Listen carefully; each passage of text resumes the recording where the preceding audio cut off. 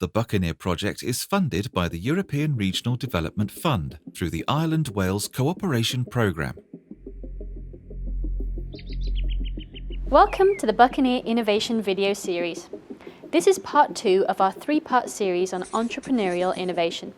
Here we follow Alan Price as he meets with his mentor to think about how his company can secure its position in the market through innovation. Alan is the current CEO of Smithovate, a company his father founded almost 30 years ago in Pembrokeshire.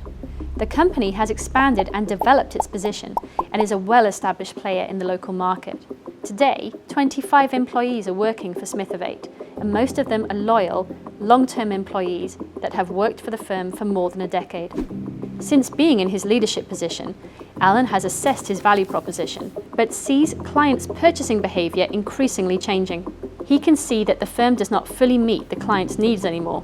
This development has already resulted in significant declines in company sales. Knowing this, a good friend has told him about a business coach in the region who offers support to local companies. Alan is very interested in this service and has arranged a first meeting. Hi Alan, and welcome. Thanks for coming into the offices today. Thanks again, Louisa. As I said, I do need to chat to you about a few things. It sounds like you're facing a challenge with the business in that, you're seeing a decline in sales. Do you want to tell me a bit more about that? Yeah, my father started this company, a great company. We were the only company in our area, and gradually over time the market's become a little bit more congested. We've got more competitors, and we're losing market share. And we need to do something about our loss of revenue. So help me understand a bit about your products. Which of your products have your greatest market share? Well, we've got 2 product groups. The main product makes up around 85% of our revenue source and market share. The second product group it makes up the remaining 15%. Okay, so there's only 2 real product groups. And when's the last time that you looked at adapting those to your customer needs? The second product group, the first product obviously we've had from the beginning, the second product group we introduced about 10 to 15 years ago. Okay, so can you tell me how your sales have developed over the last 5 years? I haven't got the figures to hand exactly, but I can tell you that they haven't changed much.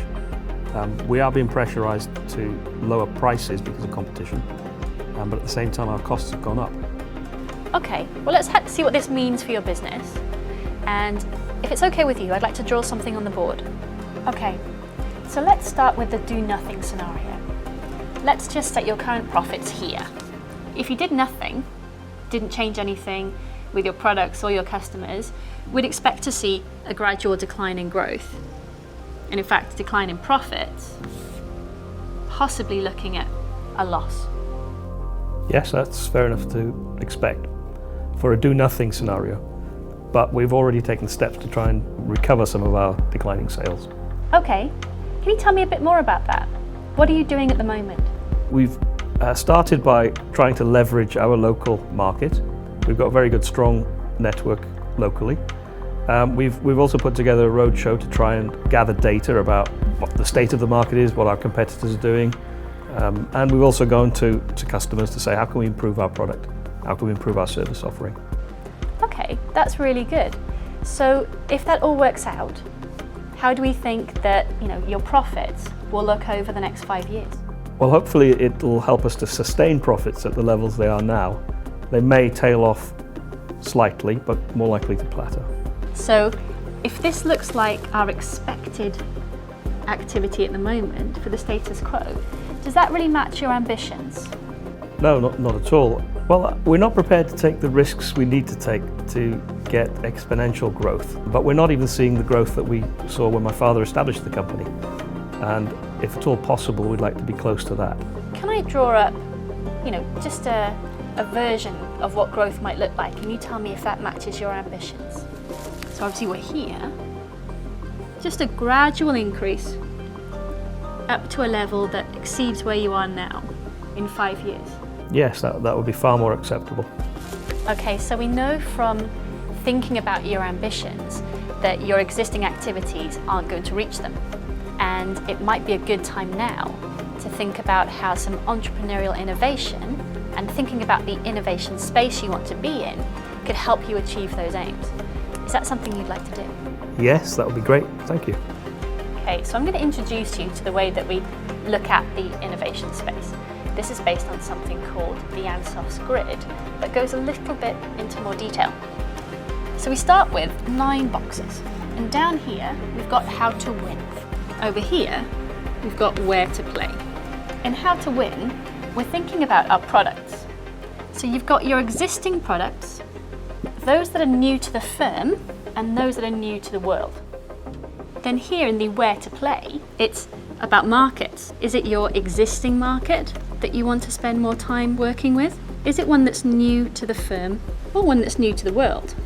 So can you see how we can start to map out what you're doing? For instance here, what's your existing market and your existing product? That's where you are now. That's kind of core. So if this is your business as usual, as you move further away from this bottom left-hand box, you're getting into more exciting innovation spaces. So if you think about how to win, just coming up with a product new to the firm and introducing that to your existing market is something that we call life cycle management. You know, the business, as you know, has reached a plateau and is in danger of decline. So now, by coming up with something new to your firm, you can reinvigorate the interest of your customers. Conversely, if you're looking at a new market, so you've got well-established products that you want to introduce to new markets that are just new to the firm that might exist elsewhere, you can move into that area, and it's called expansion. Now, if you're looking at something that's new to the firm in both the areas of the product and the market, we call that growth by innovation. So is this making sense so far? Can you see how your products and services are sitting within this core box, but start thinking about ways that you might expand out? Now, when you expand into these furthest areas where you're looking at brand new products that are new to the world or brand new markets that have never really been created, that's when you're into more complex area of innovation. And this includes things like trend setting.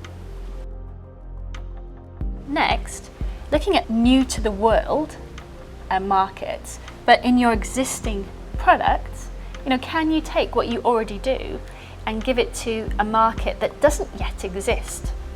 We call this diversification. If you've got a brand new to the firm product, something that maybe you franchised or licensed from somewhere else, but you're taking it to a market or creating a market with it, we call that market creation. And lastly, the really exciting spaces, but ones that can be very expensive to move into, is changing the rules of the game. A brand new product you've created yourself in a market that you've never been in before. And finally, up here, we've got the breakthrough innovations. We all know what those are when we buy them, but coming up with them, like I said, can be very expensive, it can be time consuming, and sometimes you just don't need to go that far. So now we've got our grid. What I'd like to do is think about the existing activities that you've already got started and where they fit. So let's think about the first one. You're looking at leveraging your existing network in the local region. Where do you think that fits? Well, that would be business as usual. Okay, so let's mark that there. Next, what about the activities on the roadshow, where you're going to ask people how they'd like to see the product change or adapt? I think that would be life cycle management. Let's have a think now about where you can take your innovation focus. So you notice that I put these crosses quite close to the business as usual scenario, because although you are adapting your product, they're not new to the firm. And although you are working with new clients, they're ones that exist close to or with your local network. So can you see how we're staying pretty close to business as usual with your suggested activities? Yes, I can see that. Okay, so based on what you've told me, we're already working here, near to business as usual. And in order to achieve that expansion, but with a risk appetite that matches your own, you don't want to move too far out. But what it seems to me is that you could step a bit further into new to the firm products and perhaps leverage that local network, which you said is also working really well, and try and push that further. So finding out what those new customers want and looking at what you can do with creating new products to help them becomes your new area of focus. Yes, that sounds like a very good idea. Take template 2 and think about the initiatives that you have already started or have planned to start in the next 5 years. How are they distributed among the innovation spaces? And where would you see your focus area or areas for additional growth? Be aware, addressing one growth segment does not automatically exclude any other.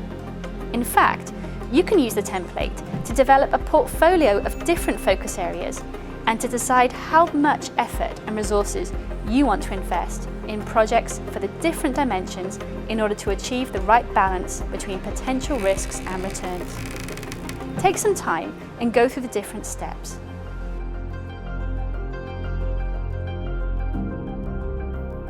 Now that you have defined your focus area or focus areas for future growth activities, you are already equipped with some guidance to start new innovation.